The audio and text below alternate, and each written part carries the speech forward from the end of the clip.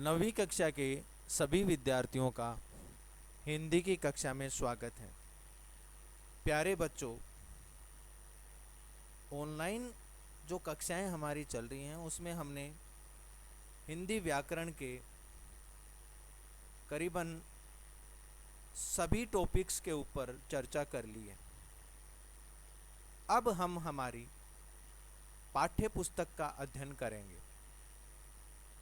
तो पाठ्य पुस्तक की शुरुआत करने से पहले मैं बता दूं, नवीं कक्षा में आपके दो पाठ्य पुस्तिकाएं चलेंगी, जिसमें एक तो है क्षितिज और दूसरी है कृतिका। तो सबसे पहले हम क्षितिज को पढ़ेंगे और उसमें भी जो काव्य भाग है, जो पद्य भाग है, उसकी शुरुआत करेंगे। काव्य भाग में जो सबसे पहला पाठ है वह है कबीर जी का, जिसका नाम है कबीर। उसकी शुरुआत हम करने जा रहे हैं। जैसा कि आप लोग स्क्रीन पे देख रहे हैं, तो सबसे पहले हमें कबीर जी के बारे में थोड़ी जानकारी ले लेनी चाहिए, ताकि जो कबीर के पद आए हैं उनको पढ़ने में सुगमता हो। तो हम शुरुआत करते हैं। ध्यानपूर्वक आप जो हैं सुनेंगे और स्क्रीन पर जो आए हुए शब्द हैं उनको ध्यान से देखेंगे और कबीर जी के बारे में जानने का प्रयास करेंगे। तो शुरू करते हैं। कबीर के जन्म और मृत्यु के बारे में, कबीर के जन्म और मृत्यु के बारे में अनेक किंवदंतियां प्रचलित हैं। यानी अनेक जो विद्वान हैं वो कबीर जी के जन्म के बारे में अलग अलग विचारधाराएं रखते हैं। इसी वजह से ये किंवदंतियां शब्द आया है। कहा जाता है कि सन 1398 में काशी में उनका जन्म हुआ और सन 1518 के आसपास मगहर में उनका देहांत हुआ। कबीर ने विधिवत शिक्षा नहीं पाई थी। बच्चों, कबीर जी अनपढ़ थे। वो विद्यालय में नहीं गए थे, आश्रम में नहीं गए थे। उन्होंने आश्रम में रहकर के शिक्षा प्राप्त नहीं करी थी, इसलिए वो लिखना नहीं जानते थे। जितने भी कबीर जी के पद आए हैं वो उनके शिष्यों ने लिखे हैं। तो ये ध्यान देंगे कि कबीर जी ने विधिवत शिक्षा नहीं पाई थी, परंतु सत्संग, पर्यटन तथा अनुभव से उन्होंने ज्ञान प्राप्त किया था। यानी वो साधु संतों में रह करके उन्होंने ज्ञान प्राप्त किया। जगह जगह घूम करके, अनेक जगह उन्होंने यात्रा करके जो है ज्ञान प्राप्त किया और अपने जीवन के अनुभव से भी उन्होंने ज्ञान प्राप्त किया था। कबीर जी भक्तिकालीन निर्गुण संत परंपरा के प्रमुख कवि थे। इसलिए भक्तिकालीन निर्गुण संत परंपरा के प्रमुख कवि कबीर की रचनाएं मुख्यतः कबीर ग्रंथावली में संग्रहित हैं, किंतु कबीर पंथ में उनकी रचनाओं का संग्रह बीजक ही प्रमाणिक माना जाता है। कुछ रचनाएं गुरु ग्रंथ साहिब में भी संकलित। कबीर अत्यंत उदार, निर्भय तथा सद्ग्रस्त संत थे। बच्चों, ये हमेशा उदार भाव रखने वाले, किसी से भी नहीं डरने वाले और सद्ग्रस्त संत थे। और हमेशा जो है इन्होंने आडंबरों का खंडन किया है, जिसकी चर्चा भी आएगी। राम और रहीम की एकता में विश्वास रखने वाले कबीर ने ईश्वर के नाम पर चलने वाले हर तरह के पाखंड, भेदभाव और कर्मकांड का खंडन किया। कहने का तात्पर्य यह है, ये जो कबीर जी थे वो राम और रहीम यानी भगवान, ईश्वर और अल्लाह, यानी जो मुस्लिम होते हैं वो अपने देव को अल्लाह के नाम से जानते हैं और जो हिंदू हैं वो भगवान के नाम से जानते हैं, ईश्वर के नाम से जानते हैं। तो कबीर जी ने जो इस तरह से जो है ईश्वर का अलग अलग नाम ले दिया, तो उससे उससे कबीर जी ने जो है स्वीकार नहीं किया। कबीर जी एकेश्वरवादी थे, यानी वो एक ही ईश्वर को मानते थे कि ईश्वर एक ही है। अलग अलग नाम रख देने से जो है ईश्वर अलग अलग नहीं रह जाते। तो वो हिंदू और मुसलमानों को हमेशा एकता के सूत्र में देखना चाहते थे।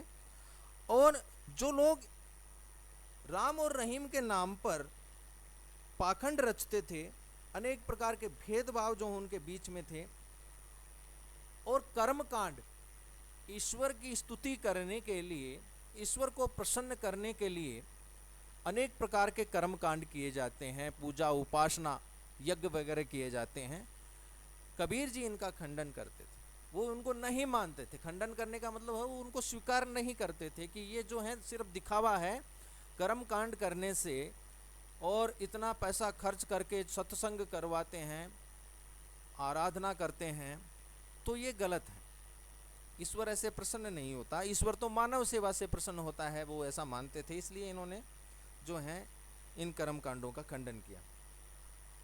उन्होंने अपने काव्य में धार्मिक और सामाजिक भेदभाव से मुक्त मनुष्य की कल्पना की। इनकी काव्य रचनाओं में इस बात का स्पष्टीकरण हो जाता है कि वो किसी भी प्रकार से धार्मिक भेदभाव को स्वीकार नहीं करते थे और न ही किसी प्रकार से सामाजिक भेदभाव को वो स्वीकार करते थे। इसलिए वो मनुष्य में ऐसी झलक देखना चाहते थे कि वो न तो किसी प्रकार से धार्मिक भेदभाव की बेड़ियों में जकड़ा हुआ हो और न ही वो किसी प्रकार के सामाजिक भेदभाव से जकड़ा हुआ हो, वो उनसे मुक्त हो, स्वतंत्र हो। ऐसी मनुष्य की कल्पना जो है वो कबीर जी किया करते थे।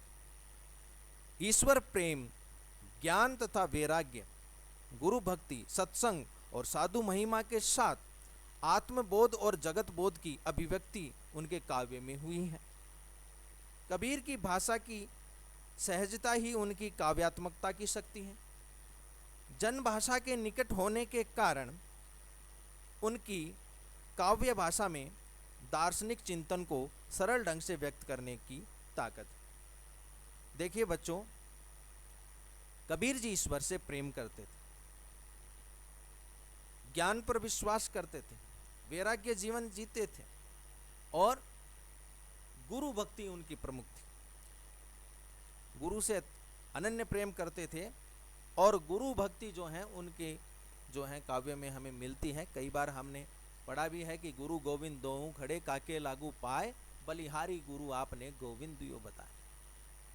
तो इस तरह से गुरु की महिमा जो है कबीर के पदों में हमें मिले जाती है। और देखिए सत्संग, बड़े बड़े विद्वानों में बैठ करके ईश्वर की जानकारी लिया करते थे और ज्ञान की बात वो प्राप्त किया करते थे। तो इस तरह से उन्होंने जो है ये सारी बातें जो हैं उन्होंने अपने काव्य में समाहित कर दी, ताकि आमजन जो हैं वो भी जो है इस रस से अछूता न रहे और उन काव्य को पढ़ करके वास्तविकता का अध्ययन करें। अब जो हमारे पाठ्यपुस्तक में जो इनके पद्यांश आए हैं साखियाँ और शब्द के रूप में, तो उनकी भी थोड़ी जानकारी हम पढ़ेंगे। तो वो आप देखिए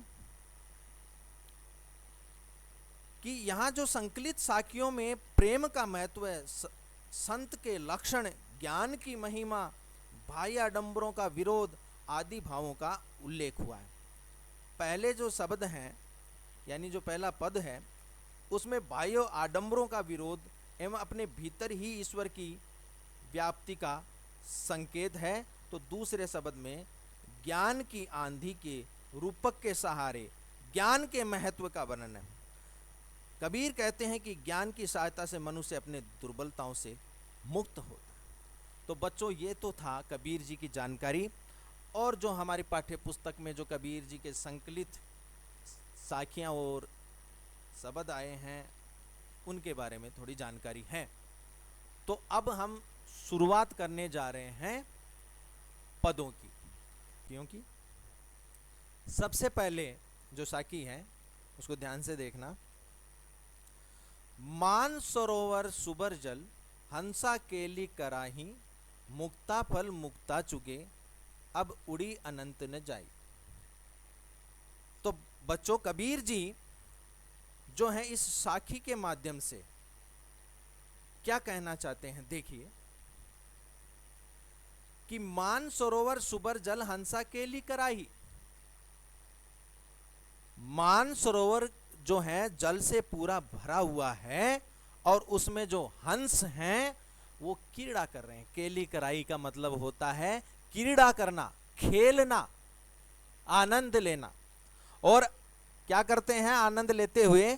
मुक्ता फल मुक्ता चुगे, अब उड़ी अनंत न जाई। अब वो कीड़ा करते हुए मोती चुग रहे हैं। हंस कीड़ा करते हुए मोती चुग रहे हैं, उनको बड़ा आनंद आ रहा है। अब उड़ी अनंत न जाई, और वो मान सरोवर को छोड़ करके और कहीं भी नहीं जाना चाहते। वो उस मोतियों के लालच में जो हैं वो फंसे हुए हैं, इसलिए वो मान सरोवर को नहीं त्याग सकते और नहीं कहीं जा सकते। अब इस साखी के माध्यम से क्या कहना चाहते हैं?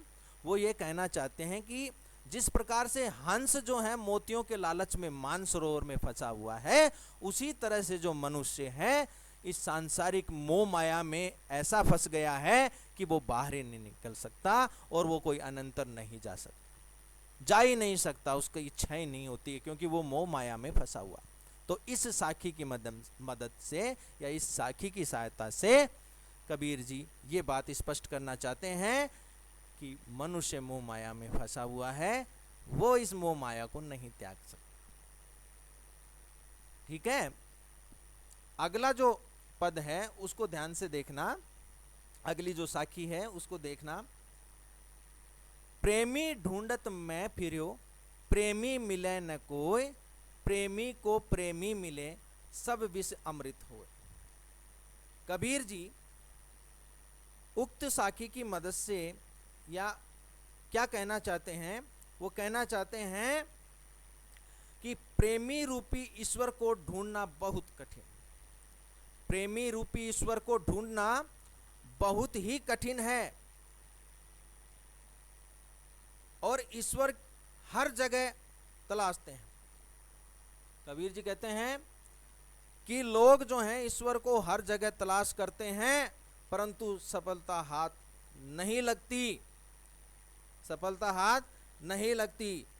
और कबीर जी का मानना है कि जब प्रेमी रूपी ईश्वर हमें मिल जाए, तब कष्ट रूपी सारा विष सुख रूपी अमृत में बदल जाएगा। कबीर जी, अब दोबारा स्पष्ट करता हूं, ध्यान से देखना। प्रेमी ढूंढत मैं फिर्यो, प्रेमी मिले न को। कबीर जी ने कहा पहले तो ईश्वर को ढूंढना बड़ा ही कठिन है, और ईश्वर रूपी प्रेमी को ढूंढने के लिए मैं चारों तरफ तलाश करता हुआ घूमता रहा, लेकिन मुझे कहीं भी जो है ईश्वर नहीं मिले। कवि ये कहना चाहते हैं प्रेमी को प्रेमी मिले, सब विष अमृत होए। और कबीर जी का मानना है, कवि का मानना है कि जब प्रेमी रूपी ईश्वर की प्राप्ति हो जाती है, तो सारा जो कष्ट है, जो विष रूपी है, वो सारा कष्ट जो है अमृत के समान हो जाता है। यानी जो कष्ट हैं वो विष के समान हैं, और जो सुख हैं वो अमृत के समान है। कि जीवन के जितने भी कष्ट हैं जो विष के समान हैं, वो ईश्वर की प्राप्ति के बाद जो है सुख के समान, अमृत के समान हो जाते हैं। तो ये बात कबीर जी स्पष्ट करते हैं। अगला देखिए, हस्ती चढ़िए ज्ञान को, हस्ती चढ़िए ज्ञान को, सहज दुलीचा डारी, स्वान रूप संसार है भूकन दे झकमारी।